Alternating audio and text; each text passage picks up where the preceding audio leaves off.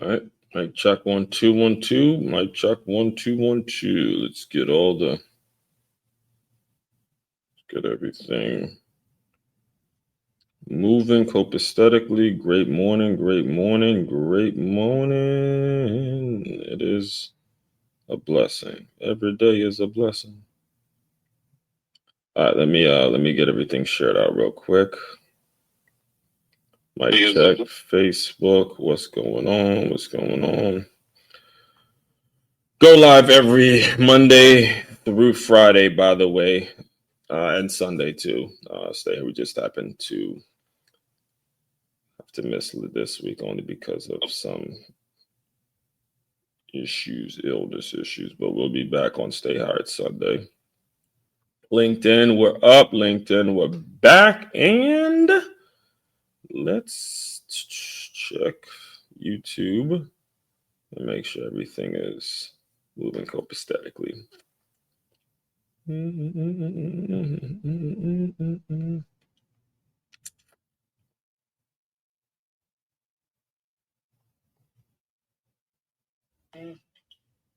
All right, we're good. We're good to go. Let's get right into it. As always. Good morning, good afternoon, good whatever you feel in the time of day you may be listening to this. We got a whole lot to get to, Another Make Your Move Monday kickoff question. Not only is it the Make Your Move Monday kickoff question, it is the final Monday of April. So you know what we do. For the past couple months, I've made this the time in which I assess how I did over the previous month and then start to look forward in the future. By the way, if you're not already in the habit of doing this, I strongly suggest you start making sure as new months approach, you get down your monthly goals. You put them down somewhere that you can write them down, or that you can see. Write them down somewhere in which you can see them and make sure they are documented. And you look back on the previous month, see how you did. Constantly holding yourself accountable. This is something that I've actually recently started doing. I've been told to do it by a coach that I previously had, but as I've been gaining new insight in a new relationship, in a new place when it comes to the content, when it comes to the work, when it comes to my business, I've made sure that this is something that I do, and I do it publicly in order for me to publicly hold myself accountable. And as the things that I'm selling, the work that I'm doing, the world that I'm in terms of holding business owners and holding employees accountable for their own self-determination and the things that they want to do. If I'm not doing that myself, I can't ask other people to do it as well. So we got that to get to. And then obviously the Make Your Move Monday kickoff question. So we're going to be kind of merging both of those in a way today as we move forward. So before I get too into the topic, let me just introduce myself and get through some announcements for anybody that may be new to my world. First and foremost, my name, it is Aswan Crookshank. I am your one and only Move Swiftly speaker, former Division I college football player, and current not 5 times. I'll say 5 times, soon to be 6-time published author. I got a good chunk of the book done these past couple of days, so I'm really pumped as it's kind of coming together. 5, soon to be 6-time published author and educator. And what I do, what I created, what the whole Move Swiftly brand is all about, what this business is all about, is taking the innovative teamwork lessons that you learn on the football field and aligning them with businesses, aligning them with business owners, so they have a group of employees, so they have a staff, so they have a group of people that moves as efficiently, as proactively, as eagerly, as passionately as a championship high school or youth football team. All right. That's what we want. We want that energy. We want people showing up to work every single day, ready to do numbers, ready to hit measurables, ready to hit goals, ready to absolutely crush it. That's what it's like being on a championship level, a championship team, especially at the level of the youth and the high school, levels, college and pros. As you can see, as you saw, if you kept up with the NFL draft this weekend, it turns into a damn business and everyone's ego is in the way. And there's a media circus that surrounds the college and the pro game that is, for people like me who love the game of football, it becomes incredibly difficult to watch, which is why I don't watch the NFL draft. I just keep up with some of the headlines and, I give my take on it. But just having to listen to half that bullshit it's too much. It's too much for me to take at this stage of life. So all that being said, let me get through a few announcements and then we'll get through there. We'll get to the topic today. First and foremost, we had an unbelievable weekend in regards to the free boxing lessons. It was fantastic, to the point where I've said it. I'm starting to inch towards that, where I might have to open the business back up, man. I might have to open the business back up and just really start getting the boxing lessons going again on some sort of consistent, regular basis, because, just doing it, and, I usually live stream them like on our last round. So, you see how people are developing, you see people developing the jabs, the crosses, the uppercuts, hook crosser, you see all of that stuff just starting to come together. So if you are interested in free boxing lessons, I put them on every 2 weeks.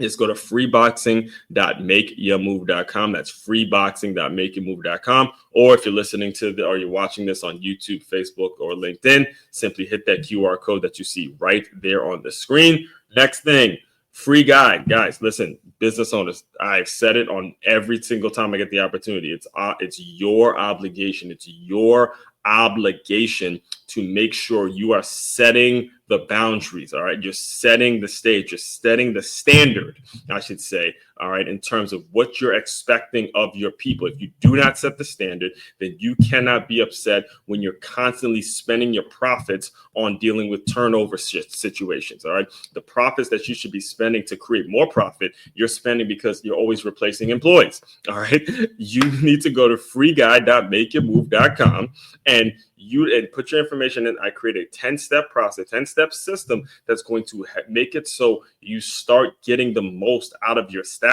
You have to do that. You cannot build the business on your own. It's important that you do that. All right. And finally, be sure to tap into the Patreon link. That's patreon.com. Actually, we're going to be talking about that. Patreon.com/Aswan44. Let me just put this up now. Excuse me. All right, cool. And all of that is available on makeyourmove.com. That's makeyourmove.com. One-stop shop for all your teamwork and your self-development needs. As you can see, you can shop. You can join the Patreon community right from that link. You can book me to come speak to your employees, or you can simply learn more about Aswan Crookshank, or listen to one of those fantastic Move Swiftly podcast episodes. New episodes come out daily. All right, listen to me. Let me just kind of break down how I came up with today's topic and what I did, because I'm going to be addressing this when I read the article in a second here. But I want to show you guys, the people that are listening are watching this visually, why it's so important to take notes. Why I want to give you guys an insight into my mindset and my life and what I'm all about. All right. If you read it, let's look at it closer, right? You see it? Yes, I see it. Proactive problem solver. Just this past Thursday, I was doing a live stream sitting right here, and the understanding and the concept of being a proactive problem solver kind of just slipped out. It slipped out in a conversation, just kind of slipped out in the tone as I was getting through my points. Last week, we were... it's the problem. Wait, no, it's right here. Yeah, last week. Sometimes, and then that's another point. If I don't write things down, I get a little out of it. So last week what were we talking about last week? Environment. Hold on, I got you. But yeah, that it works like that. Yes, yeah. Last week we were talking all about. Oh, no. Personal. Yeah, that's it. Last week we were talking about personal and professional. This is what happens when you put out a lot of content, man. So half this stuff is like, man, I've forgotten. Sometimes you forget because you're already on to the next week, which gets me in trouble sometimes. But anyway, last week we were talking all about personal and professional alignment, how you personally align your life with your professional life and how you find the right mix and merge the two, right? And part of that conversation, a huge part of that conversation is me actually recognizing the importance of being a proactive problem solver. And just so you guys know, when I come up with these topics, when I speak on these things, when I think about it, it is not just stuff that comes out of my ass. This is stuff that I actually live through and I see over a period of time. I see it becoming an issue over a period of time, and I address it because I know it's going to be a problem as we move forward. So I'll give you what got me thinking about this topic and what made me want to flesh this out even more is myself as an educator that has been an educator in many different in kind of different ways, just not, traditionally. Again, I don't have my teaching certification or anything like that. I was the entrepreneur that got pulled in, that kind of fell into the opportunity because it was an advantageous opportunity for me to promote my intellectual property, all that kind of stuff. Again, the story is out there. You can go read about it when you have the availability, or when you have the time to do so, right? So anyway, last year there was an opportunity that I took advantage of, or an opportunity that came to me to go to St. Croix. All right, go to St. Croix and do some stuff with it was like an elementary school, a charter elementary school in St. Croix. Lady had called. Again, this article is available on medium.com. Lady called, Robin, I think her name, Robin. She called and said, "Hey, we're doing some stuff with sports, Imala Academy." And they called the school. For those of you who don't know, I teach at a private school, a brand new startup private school that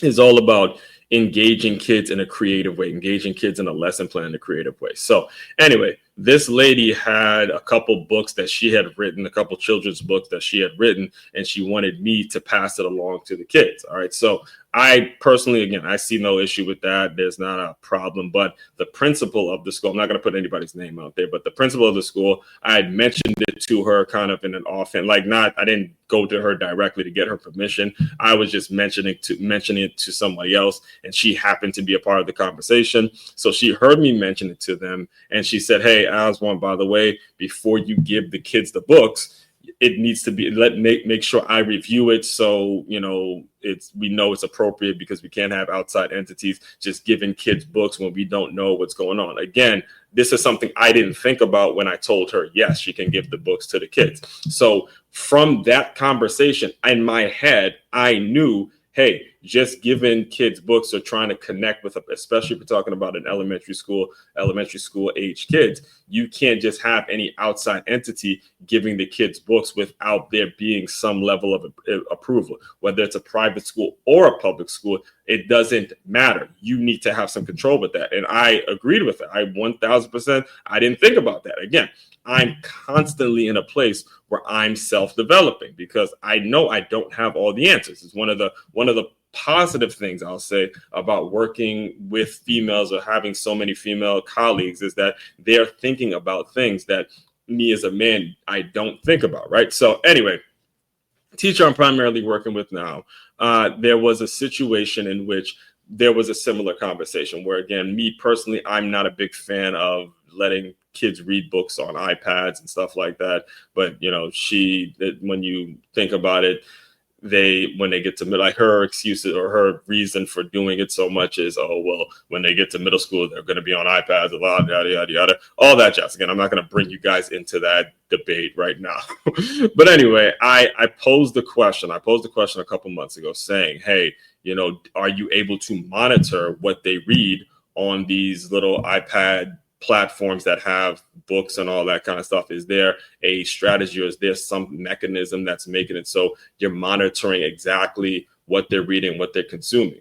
And again, she gave me one of these answers that in my head made it so I know she's more of a reactive problem solver. Right? The reason I'm bringing this up is because there's a difference between proactive and reactive problem solver, right? So anyway, last week I go into the classroom, and as usual, when I go into the classroom, I go and look and pick a certain kid that I do reading with. The same way my father would make me read to him, I would make it so that kid actually reads the words out loud to me, because I know it helps. So there was a situation where one of the kids was reading a book that had a rifle and a gun, and it was talking about, I don't know what they're talking about. I just saw the gun, and the kid was reading it, and this is right after the FSU shooting, and me thinking about what Shauna told me last year. I didn't mean to say her name, but what the principal told me last year in terms of, hey, we got to make sure the kids are reading approved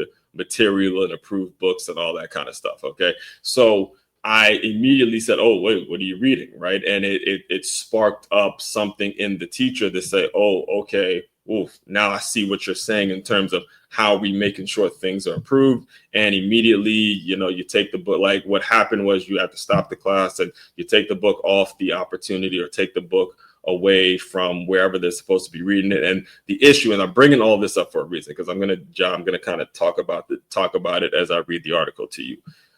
The issue is you stopped class, and immediately you reacted to something as opposed to being proactive and solving the problem before it even comes up by implementing a system to where that situation is avoided. Now, I'm bringing this up only because it's recent, but a lot of us are guilty of doing this very thing. A lot of us are guilty. A lot of you business owners listening to me right now are guilty of doing this very single thing. Is instead of you setting your life up right now to solve a problem that is going to be an issue later on, instead of you guys setting yourself up for that, you decide, okay, I'm just going to live my life in a way where when a problem comes up, I'm just going to figure it out as it goes.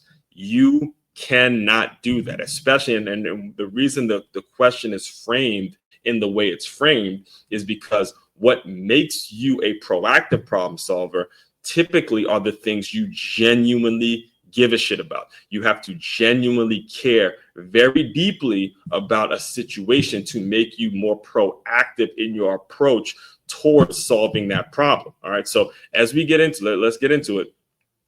As we get into today's article, I'm gonna read the article for you guys. For you, by the way, podcast listeners, if you're listening on the Move Swiftly podcast, I'm gonna be reading the article directly. And if you're listening to YouTube, Facebook, or LinkedIn, make sure you share, like, comment, send this to anybody that you know definitely is going to need to hear this, because this is something that is going to be evergreen, and regardless of the time of year, time of season, whatever season you're in, you're going to need to hear this message.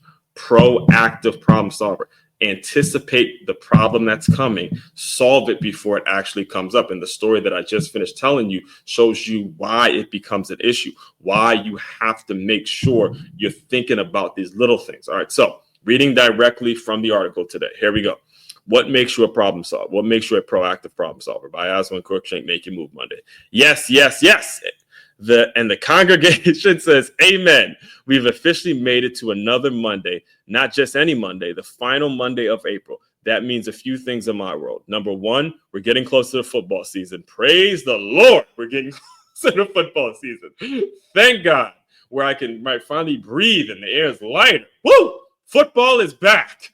All right. In my mind, when we get to May, football is back. All right. Number two, it's time to reflect on this month's goals and prep for May. And number three, and of course, it's time for the Make Your Move Monday kickoff question. So let's get into it. This week's kickoff question: what makes you a proactive problem solver? Now, being a problem solver is a term that everyone throws around, but being a proactive problem solver, that's a whole different game. It means you're not just reacting to problems. You're anticipating them. You're conditioning your mind to solve them before they even show up. This idea hit me hard during last week's live stream. Watch here.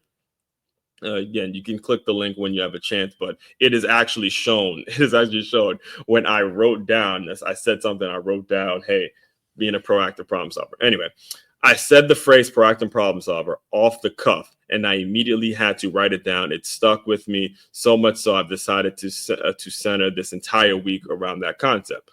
All right, so here's the answer to the question that I posed. And again, newer listeners, this is how it works. I pose a question and I make sure I give my answer, my take on it, so you guys have an example on how to do it in your own life and your own endeavors. All right, so here it is. What do you care about enough? And this is the way, actually, before I even get into that part, let me make sure I'm clear with what I'm saying.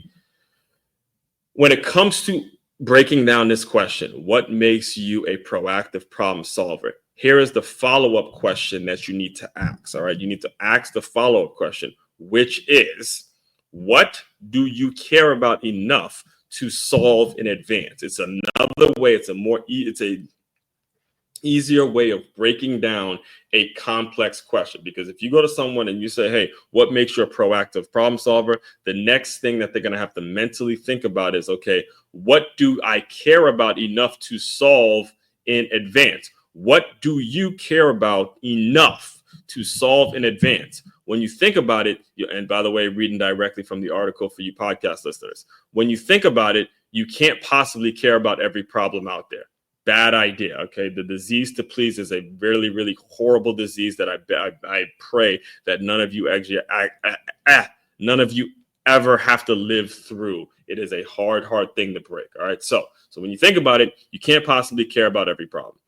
You can't possibly care about every problem out there. So the real question becomes, what do you care so deeply about that you're willing to train your mind to anticipate it so it never becomes a problem in the first place? Here's my answer. As a content creator, speaker, and business coach, I care a lot about a problem many thought leaders face. How do I keep creating meaningful content and getting in front of the right people, even when I've been rejected or ignored by those who knew me before all of this? This is one I've chosen to proactively solve every single day. That's it. That's my answer to the question. Is as a content creator, as a thought leader, as an author, as a speaker, as coach, whatever it is you want to, entrepreneur, whatever it is you want to label as one as, I know my material needs to be it needs to be fresh, and I need to be bringing the same energy into every single day, every single moment, because my business, my livelihood depends on new people coming into my world, being incredibly inspired, and then going out and achieving the results that I guaranteed or I promise you would achieve if you follow my system. So everything has to be absolutely on point, and I have to approach it with the same energy every single day, even if there's a time in which I'm repeating something that I might have said 2 or 3 years ago. Doesn't matter. It's a matter of connecting my story, connecting the things that I do every single day, connecting with a new audience so they go out and achieve some incredible things.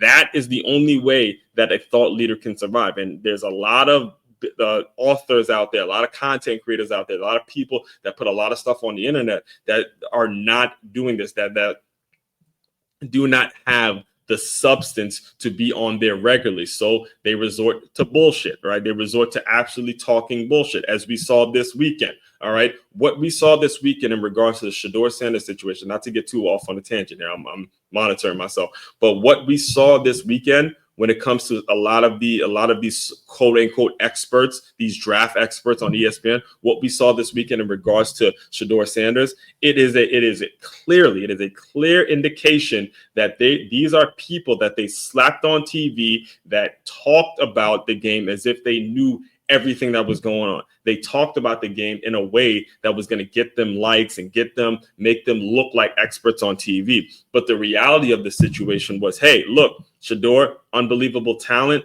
but has not developed yet. There's clearly signs and clearly things that he has not developed in yet. Didn't play in a tough conference. He was in a situation where they lost most of his game. So I don't give a shit how much you want to call the NFL racist which was even, I mean, think about, oh my God, I can't believe I tried not to bring this up, but I'm gonna work on getting, let me just get this out and then we go get back into the art. Think about how stupid some of these people are. These are some of the people that you're calling experts.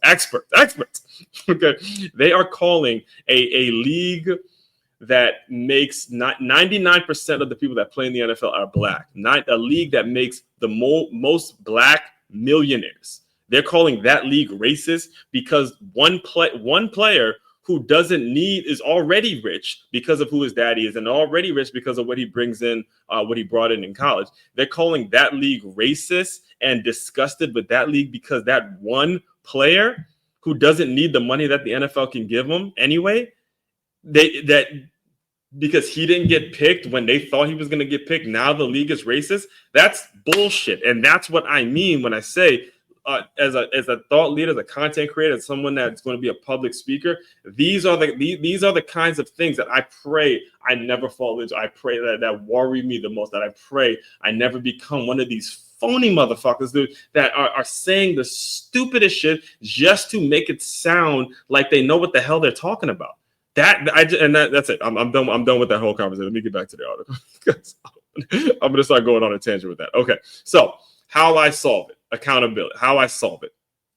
Here, all right. So here's the problem. Let me get back on track. Let's get back on track. Okay, so the problem that the thing that makes me a proactive problem solver is me caring enough about my ability as a thought leader, me caring enough about my content and my future and the things that I work towards to constantly create meaningful content that gets in front of people. And regardless of who's watching me in the moment, make sure it's out there. Make sure you're putting it out there. Make sure you're constantly giving these. Regardless, I want to make sure all of this stuff is available, because as you grow in the thought leadership world, these kinds of things need to happen. So how do I solve it? Here it is. And we're going to transition into the monthly goals, and I'm going to explain to you how I did and all that kind of stuff, right? So how I solve it, reading directly from the article now for my podcast listeners.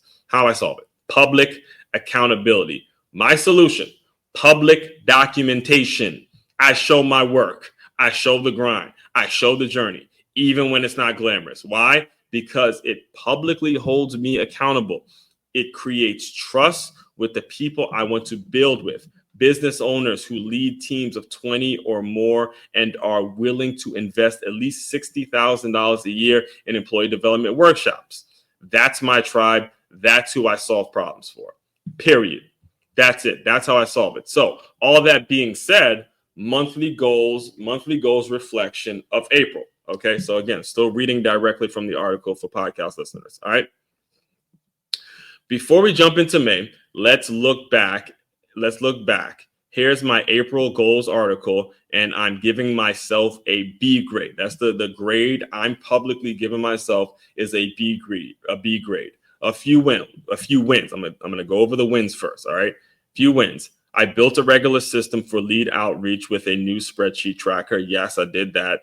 I wrote chapters 1 and 2 of my next book of How to Be a Wintrepreneur. In fact, so what happened was I wrote this article before I finished chapter 3. I did do chapter 3 literally after I did this article. So I did hit the goal when it came to write chapters 1, 2, and 3, and areas to improve. Leads outreach wasn't daily. That's got to change. And Patreon is still at 0 members, but I'm giving myself grace here with offer evolving from a $15,000 workshop to a $60K a year strategy is shifting. Give myself a little bit of grace. So in order to kind of give these guys some context, I'm going to go back to last month's article. As you guys can see, it is March. It was published on March 31st, 2025.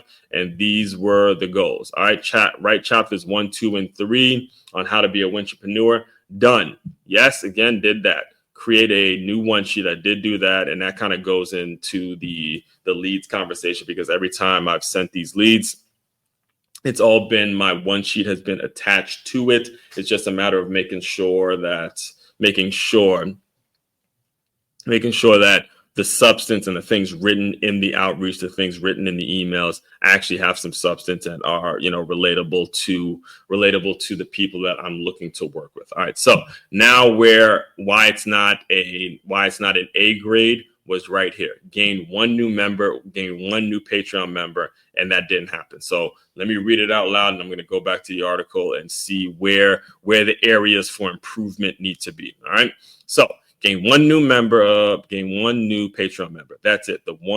Just one. Patreon is the first step for guiding ideal clients through the journey I'm building. I'm applying the flywheel concept I learned from Jim Collins. Small wins, big momentums. Getting just one member in will start the wheel turning, help me attract more members and serve more clients over time. All right. So that's what I wrote last month. And as we get back and thinking about how I did and why the grade's not an A, but a B, it's Patreon still at 0 members, but I'm giving myself grace here with the offer evolving from $15K workshop to a $60K a year strategy is shifting. Okay.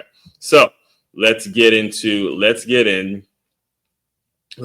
my goals for May, as we got about 15 minutes left here. And I'm going to get into my goals for May why they're that way. And also the important thing too is as you're thinking about your goals and how to make sure you've jotted down your goals and get yourself established, kind of get yourself in a situation where the system is just working hard. You've heard me say this on multiple occasions. So get yourself in a situation where your system is working harder than you, where you've established a system that somebody else could come in, pick up this system, and it just creates an opportunity. All right.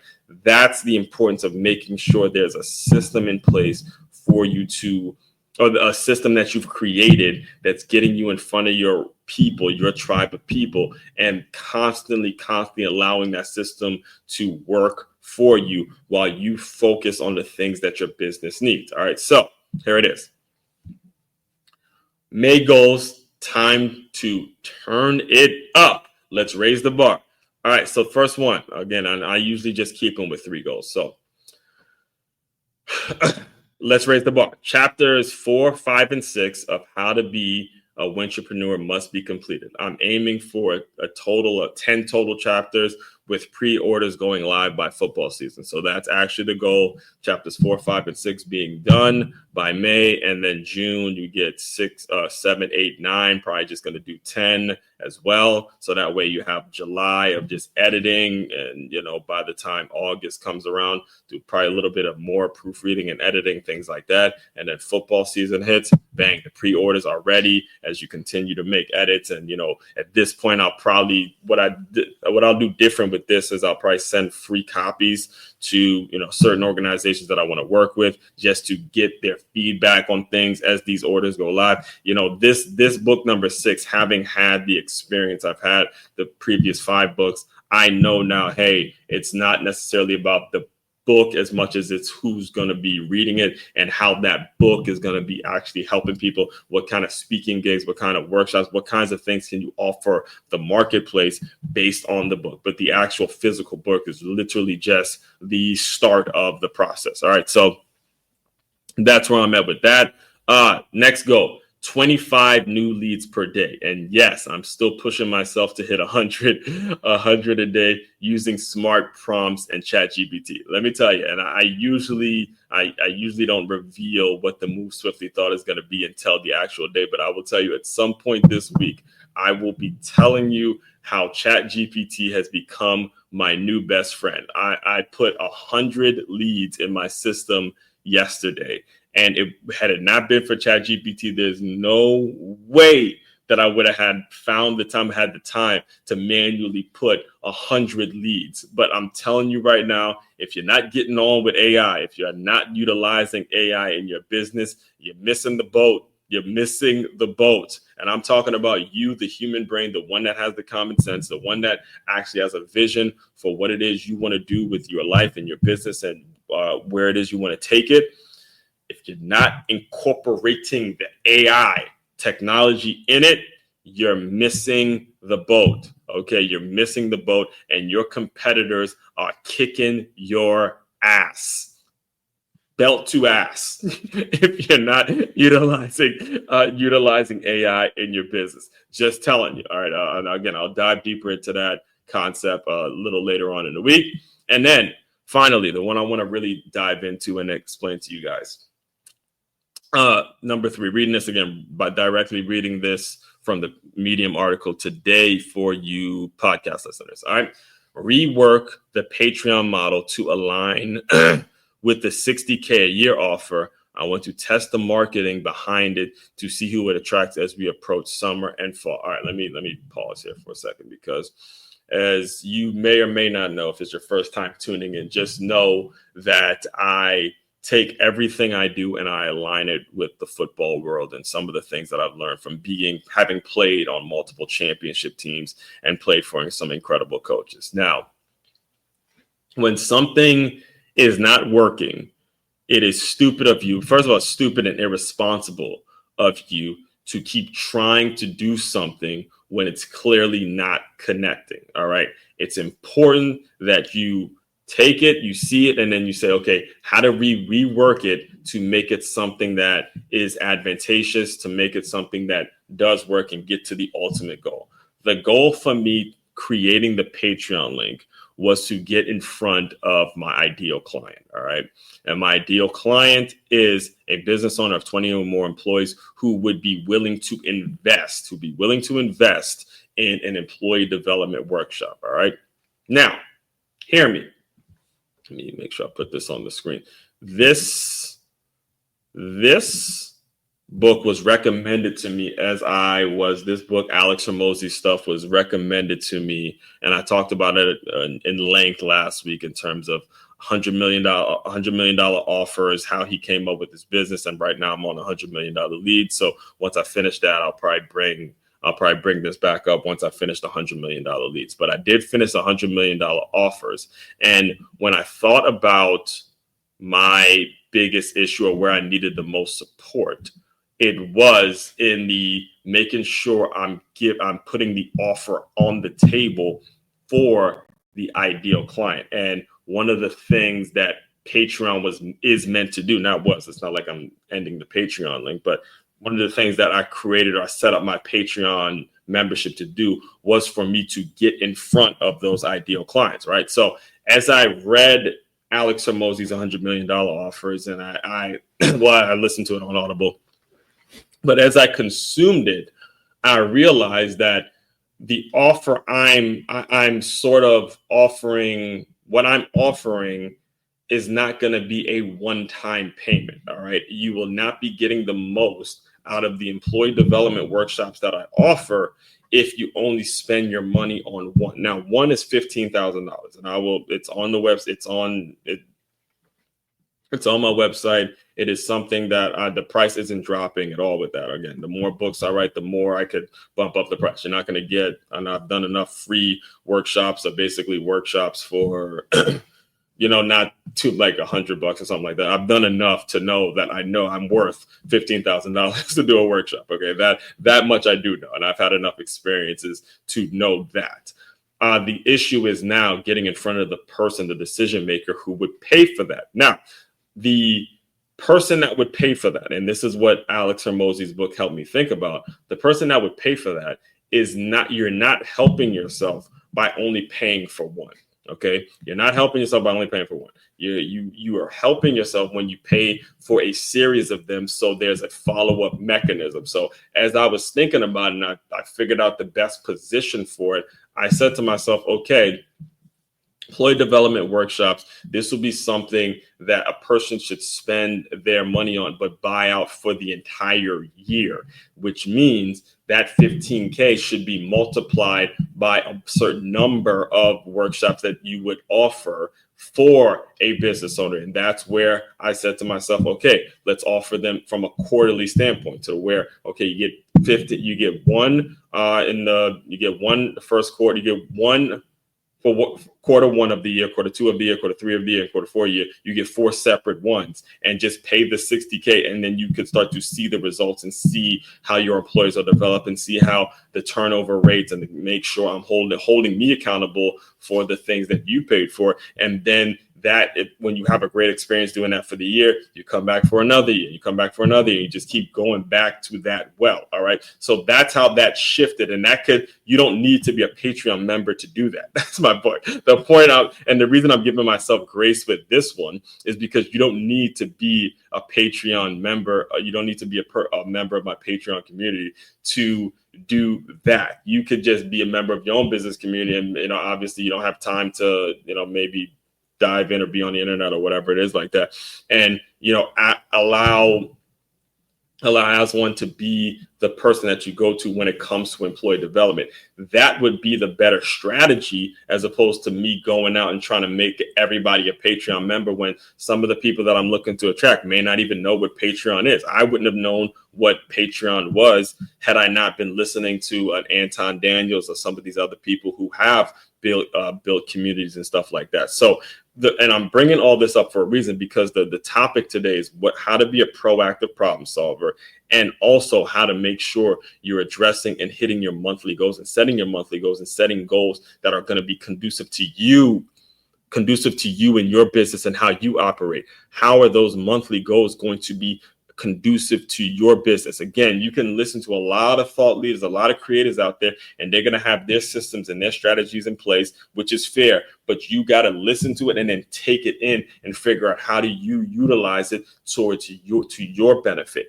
That's how it works. All right. It's not about necessarily just hopping on and trying to get a bunch of views and trying to just get like somebody else overnight. No, take what they do, learn what they do, absorb all of that, reside in it, feel all that, and then apply it to your business. That's how it gets done. All right. So as I finish out the article, reading this directly from Medium for podcast listeners, your turn. Let's get to work. Now it's on you. What makes you a proactive problem solver? What are your goals for May? We'll revisit this article in 4 weeks. Here we go. All right. We're revisiting this in 4 weeks. Set your goals, anticipate the challenges, solve them before they show up. So we are right here. It's April 28th. I'm looking directly at the calendar. It is April 28th. We will be revisiting this. Let's see, Memorial Day, May 26th. Yep, that's the last Monday in May. We will be revisiting this article and again, seeing where we are. This has been an unbelievable thing for me. It has absolutely changed my mindset, changed the business. It's changed so much in terms of how I operate on a day-to-day basis. So as you can tell, I'm someone that can get distracted. I can get on tangents and can see certain things and start commenting on and just go off.